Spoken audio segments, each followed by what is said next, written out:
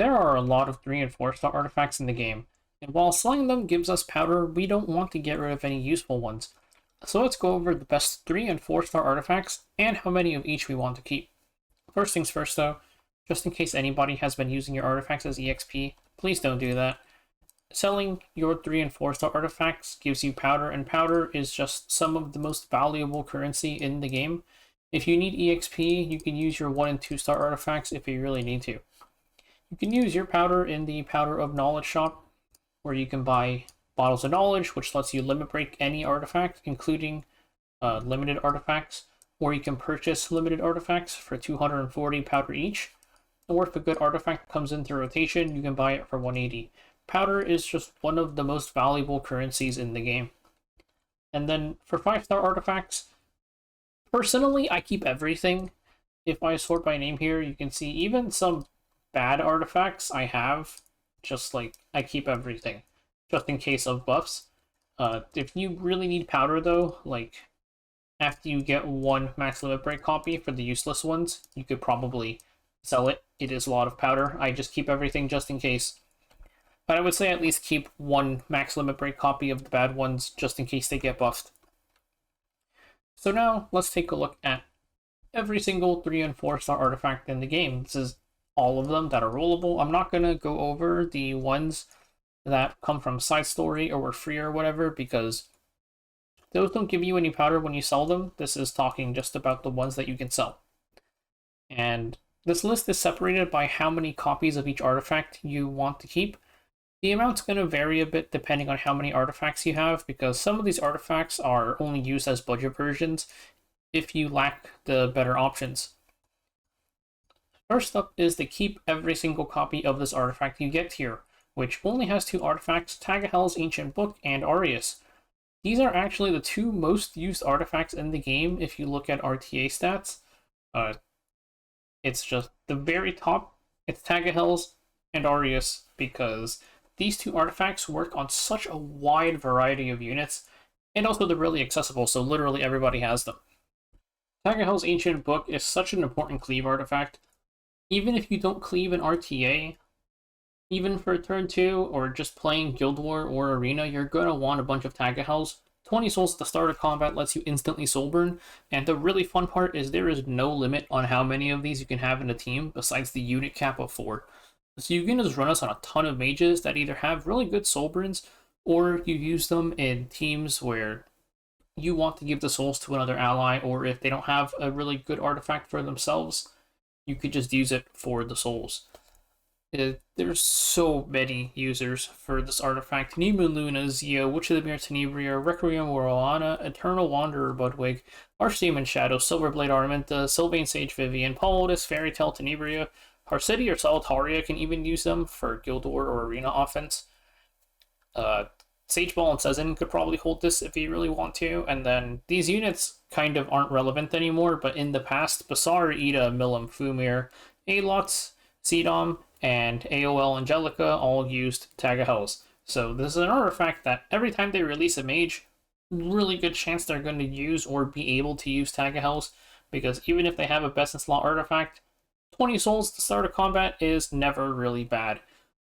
Unless you're going into Bellion, I guess. But definitely keep every single copy of this artifact.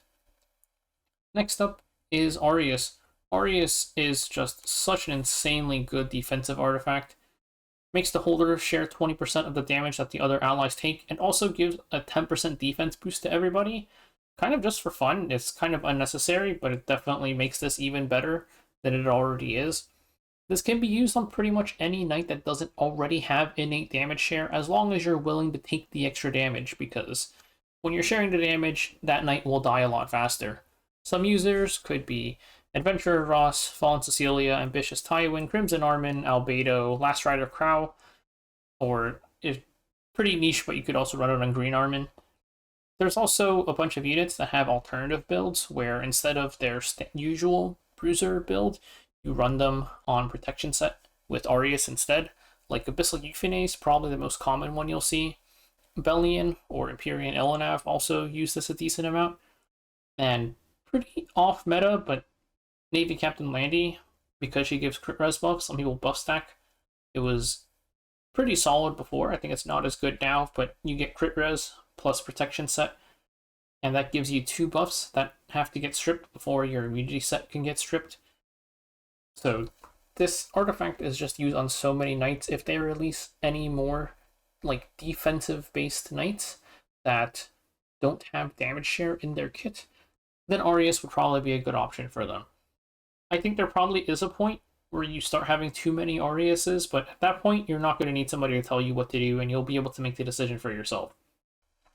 So now on this next tier, I would say these artifacts you want to keep at least 2, but maybe 3 for some people. It just depends on how you play, really. First up is Sasha Thanes. This artifact is a cleave artifact for rangers. 16% CR push to all allies when an enemy is killed. This is mainly used on speed different rangers like Wanderer Silk, Watcher Shuri, Westwind Executioner Shuri, and Shuri, just all 3 of the Shuris. It's really a nice supportive artifact. Even if you don't cleave in RTA, I think it's nice to have for Arena too, and maybe even Guild War. It's just there's some teams that are pretty reliable to cleave, and having this is nice so you can bridge your DPS a bit better. It's very nice to have around. I think if you just really don't play the style at all, I would at least keep 1 just in case you need it. Next up is Magaraha's Tome. I actually think the usage of this artifact has gone down a little bit because the units that we use in Constellation versus Nightmare Cycle don't really need the whole tome as much. It's just kind of the way it works out with the way the fight mechanics go. But it's a really good artifact in general, 30% CR push after using a non-attack skill. You'll see like niche usage for this artifact in PvP sometimes. Like you put it on Elwina and she gets 50% CR push after using her S2. Mainly in PvE, because Tamarin and Fene cover literally everything at this point, it's just Tamarin holding it. And like I mentioned in Constellation, no one really uses this. And then you also don't really use this even in stuff like Hall of Trials because you're typically just going for damage instead. You can just tune so that you don't need the CR push. But I think it's a pretty solid artifact if they ever release like other long form PvE content. Or maybe not long form, but just ones where you're going to want to use more Soul Weavers that benefit from this artifact. You would probably want this. So I would say keep at least 2, maybe 3 if you really want. And then there's Daydream Joker. Daydream Joker is just the classic max percent HP damage. It's used in your hunt teams. You want at least 2 for Wyvern. You can keep 3 just in case you want to set up some funny stuff like some other hunt one-shots. Maybe when after the other worldly difficulty comes, maybe some hunts rise in prio. I don't think you'll ever need more than 3 though. And Constellation also uses this right now, though really it's just the 1 single perdition clear, and you'll have a copy of it anyways, so just keep 2, maybe keep 3, because if you keep 3 and you end up not needing it, it's only 6 powder, not a huge deal. Next up is the 1 to 2 MLB tier. Honestly, these 2 tiers can kind of blend together. I just don't think there's ever a situation where you would keep 3 of any of these artifacts. Maybe Prophetic Candlestick for certain people who do a little bit too much Ancient Inheritance. But so a lot these artifacts are pretty good. I think it's definitely worth having a couple. Though some of these are acting as just like replacement artifacts if you don't have better options, so you might only end up keeping 1 just in case. First up is Eternus, though. Eternus gives you 14% CR at the end of an enemy's turn if any of your allies are debuffed. So it's nice on Soul Weavers. Well, it can only be used on Soul Weavers, but it's nice for ones that want the cleanse. So something like Infinite Horizon Acades or Desert Jewel Basar. It's not really a side grade, but it's an alternative artifact to Soul Constellation, because Soul Constellation CR pushes you when they use it on attack skill, and the CR pushes when you're debuffed. So it's kind of 2 different activation conditions. The CR push is not, it's once per turn, so it's not like going to proc every single enemy turn if you're getting cleaved or something, so you won't get to just inevitably cut in or anything. It's just a one-time CR push. It's definitely worth having because, like I said, even with Soul Constellation, because it's not a replacement to Eternus, it's an alternative. I would say keep 1 or 2 just in case you want to build a Soul Weaver cleanser that wants to proc after a debuff. And then there is Wondrous Potion Vial. This artifact I think is nice having at least one maxed and like actually plus 30. It cleanses one debuff at the start of your turn, and for PvE usage, I think it's not great most of the time because you kind of just get overloaded with debuffs in most PvE content, though there's a couple of Abyss Lures where this is nice. You can use this in PvP. People use this on Death Dealer Ray sometimes because in a lot of PvP comps, sometimes you're just getting locked down by one singular debuff. Like, there's like some sort of debuffer just spamming like a stun or a silence straight into your DDR or maybe some other important unit, and being able to cleanse that can win you games sometimes. It's not its only option, it's just an option that you see relatively frequently. So you could keep one or two maxed. I personally think it's just one. But 4-star artifacts, if you need to keep an extra, it's 8 times 6, so 48 power cost just to keep a spare just in case you need it. Also worth noting that this artifact does not work unless it's plus 30. And then there is Adamant Shield. Adamant Shield is kind of not as great as it used to be because, well, for one, we have other options for non-Aureus mitigation artifacts. Like Rise of a Monarch, if that didn't exist, Emily might be running Adamant Shield. There's also Crown of Glory. But Adamant Shield gives you 16% damage reduction against critical hits, which is kind of nice. The problem is that everybody's on Aureus. And then if you're not on Aureus, because you have an 8 damage share, like with Crow, then you're on Holy Sacrifice most of the time. So that's why the value of this has gone down a little bit. I think it's also because, like, way back in the day when it was just night meta, you would have some units on Adamant Shield because you didn't want to stack up too many Aureus's because you know you're picking like 4 knights a game. But like I mentioned, we have alternatives now. More people have max Holy Sacks at this point, and I think this artifact still functions fine. If you don't have a max Holy Sack, for example, this is a nice budget artifact to put on your Crow. I run this on my Christie just to have some sort of damage reduction.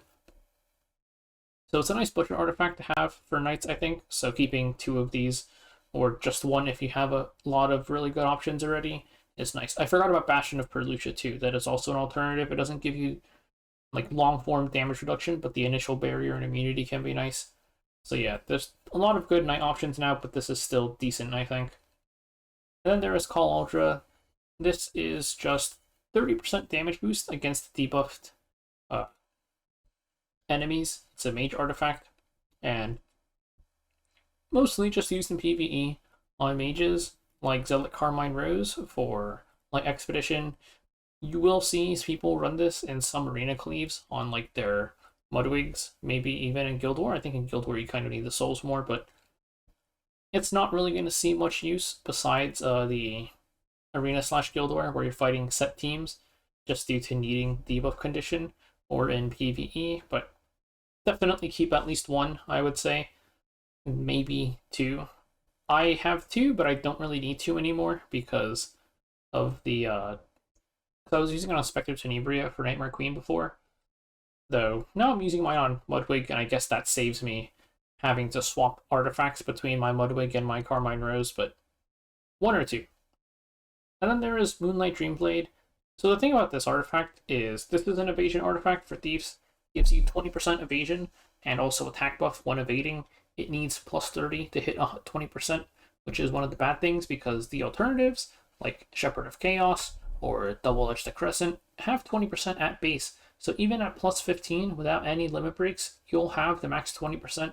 Moonlight Dreamblade does require plus 30, and also pretty much every single thief has attack buff now. Like Rylet has attack buff, New Kid Adam has attack buff, Closer Charles of all things has attack buff. Specimen Says kind of has attack buff. He has it on his S2, not on his but his S2 doesn't fully push him to 100%. So, but he does have attack buff in his kit, and there's like other ways to set up. The attack buff from this is just not that valuable anymore. If you are using this, you're pretty much using it just for the evasion because you ran out of shepherds or something.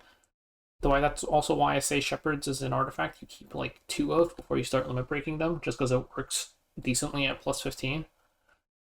But you probably want to keep 1 or 2 of these around. Maybe they release a thief that ends up wanting Moonlight Dreamblade, the attack buff from it. I would say probably, I would expect all thieves to just have attack buff, or all evasion thieves just have attack buff in their kit at this point, but maybe. And like I said, if you don't have the alternatives, this is going to work okay. Just keep in mind you do need plus 30, so it is a bit of an investment. Next up is Water's Origin. This gives you 8% healing and also up to 20% CR push when you take 20% of your HP in a single hit. This is kind of a defensive artifact for Soul Weavers. Like, Ruel uses this a bit, Baby Doris and Gildor. It's just if you find yourself getting focused down, then you'll be able to heal up a bit and push up. So it can be pretty annoying for anybody who's spam hitting into your healer. It's kind of like it's like a stronger but focused entirely on yourself version of Idol's Cheer, where Idol's Cheer boosts the other people and also procs at like no matter how much you're taking. Water's Origin does require you to take at least 20% of your HP per hit. This is kind of an alternative artifact for the most part, I think, but it can be nice for Soul Weavers that tend to get focused down. And then there's Prophetic Candlestick. This is up to a 40% chance, I think. I'm going to check real quick.